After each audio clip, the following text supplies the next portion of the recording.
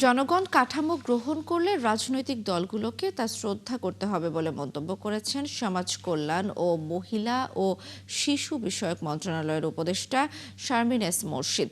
সোমবার নির্বাচনকে সামনে রেখে গণভোটের প্রস্তুতি, প্রচার এবং ভোটারদের উদ্বুদ্ধকরণ বিষয়ে সাতক্ষীরা জেলা প্রশাসকের সম্মেলন কক্ষে আয়োজিত মতবিনিময় সভায় এ মন্তব্য করেন তিনি।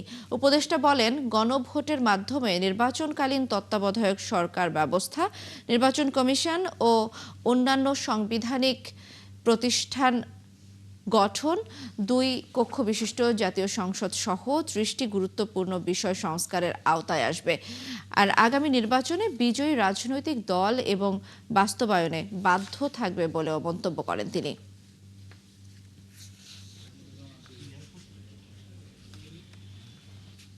গণভোট আমার আগামী রাষ্ট্রের কাঠামো কি হবে এবং জনগণ যদি এই কাঠামো গ্রহণ করে, তাহলে প্রতিটি রাজনৈতিক দলকে সেটাকে শ্রদ্ধা করতে হবে, সম্মান করতে হবে এবং তার ভেতরে দেশটাকে চালাতে হবে।